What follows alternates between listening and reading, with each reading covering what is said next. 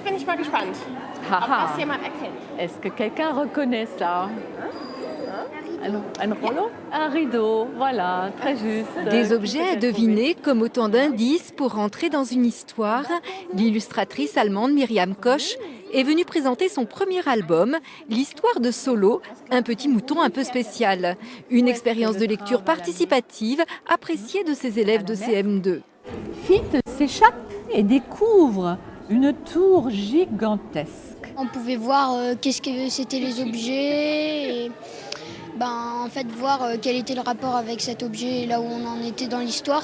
C'était un peu difficile, mais heureusement qu'il y avait une traductrice, mais c'était bien. Ça parlait d'une histoire avec un mouton avec des rayures blanches et rouges. Même s'il était différent des autres moutons, ils l'ont accepté et qu'au final, ça n'a pas d'importance s'il a des rayures rouges ou qu'il ne soit pas comme les autres.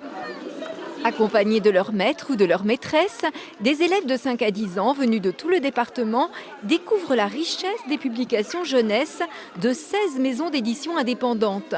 L'ours blanc de Pompon s'invite dans un album numérique, une première pour Canopé, l'éditeur de l'éducation nationale.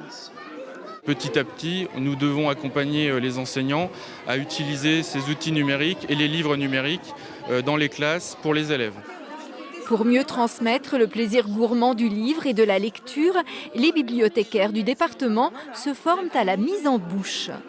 Je vais leur montrer 10 formes de lecture différentes. La lecture classique, la lecture théâtralisée, les personnages sont sortis des livres et on joue l'histoire. La lecture polyphonique à 8 voix, voilà. Pendant le week-end, le Salon du livre jeunesse sera ouvert à tous les publics avec des ateliers et des animations.